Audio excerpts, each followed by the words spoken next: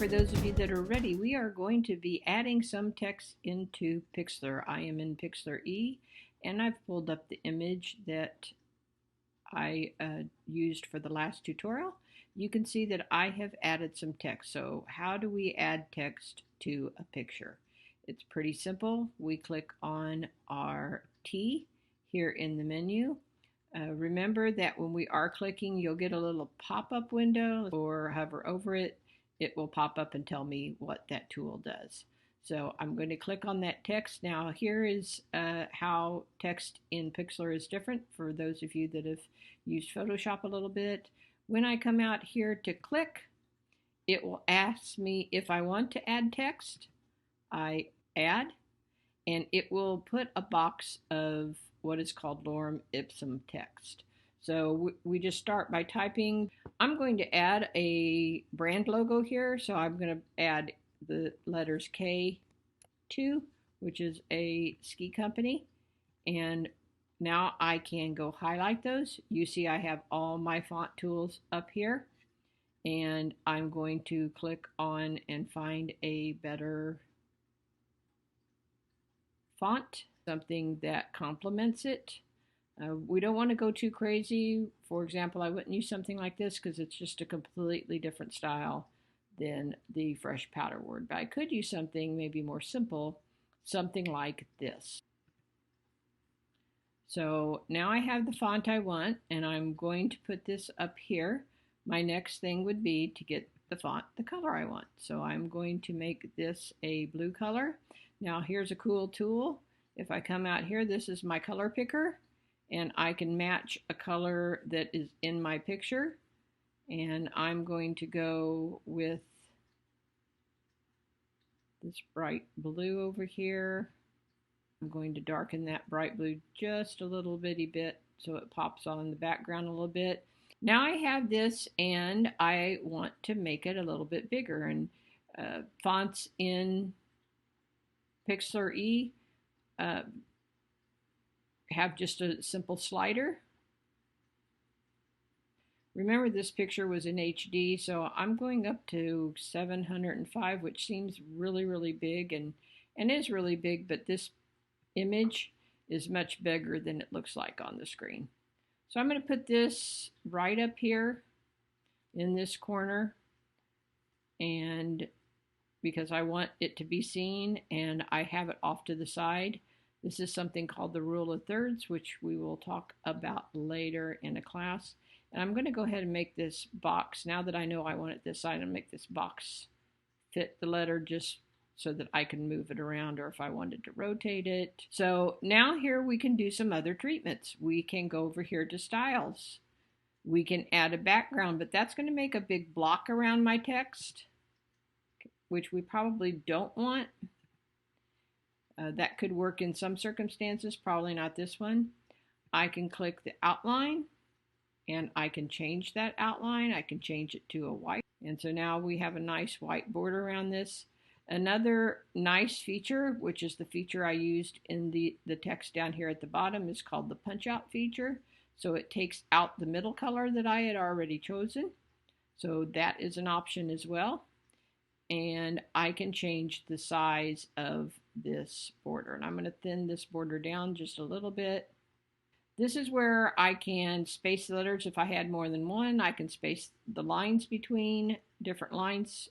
And I'm going to bring these a little closer together so they look like they meet. And even overlap just a little bit.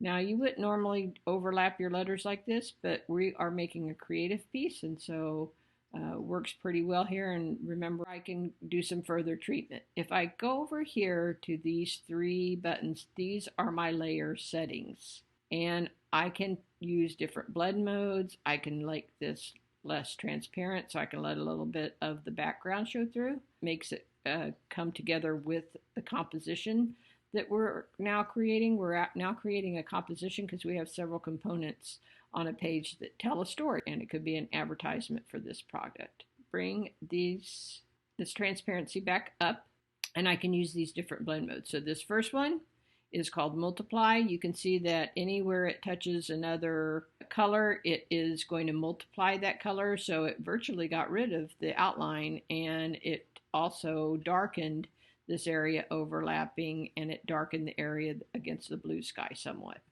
So you can try these different things. This screen looks pretty nice.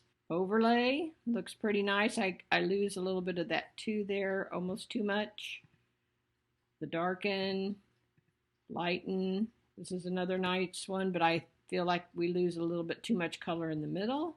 Color dodge. And so you want to look at each of these and find the one that fits best in the components with the picture. I'm going to go all the way back up to really just none. And I'm going to bring the transparency down because I felt like that was the best at retaining the color, but letting some of this background show through, so I get a little bit of the luminosity of this sun, and I get a little bit of this circle background in there. And so what that does is it ties this logo with the entire picture. I can't make text curve automatically like I can in Photoshop.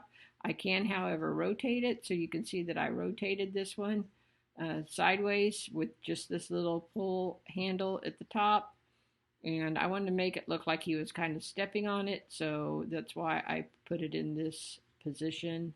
I could take off some of that edge with my masking tool, or even just the erase tool, to make it look like it was in the circle a little bit. So I could come out here and I could try to erase. Now notice I got my eraser, and I thought I was going to erase this fresh powder, but you'll notice that I don't get the eraser out here. If I go to my background, I get my eraser tool. But here, these letters are a text. So in order to change this, I have to do something called rasterize the layer, because right now that text is not flattened into the picture. So how do I rasterize text? Once I am on that text layer, I'm going to go up here to layer, and I'm going to rasterize it.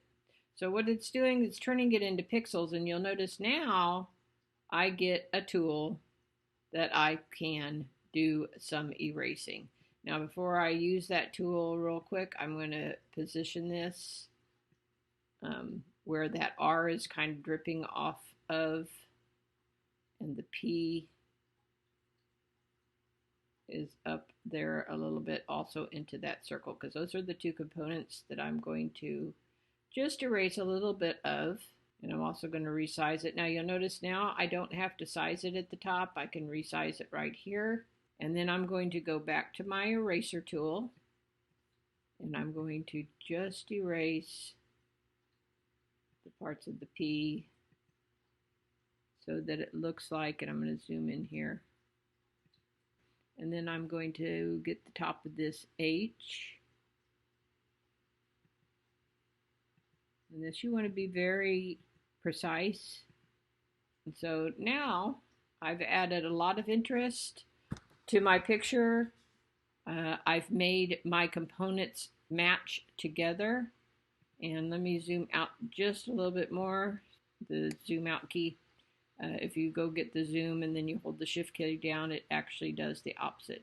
So here's our picture. You are going to play around, and if you have already created a picture, you are going to add some text to it. See if you can make that text look like it belongs on the image that you have created. You can also start a new image. Make sure that you keep some kind of final piece in your Pixlr so that I can see that you have been working on this, even if it's not a finished product. So if I go to my home here, one of the other things you can do, you can make duplicates of different stages of your work. So when you hover over this, you will get 3 buttons, and I can click those 3 buttons, and I can make a duplicate of it. So that way I'm not messing up this version, and I can work on this version. Have some fun and create.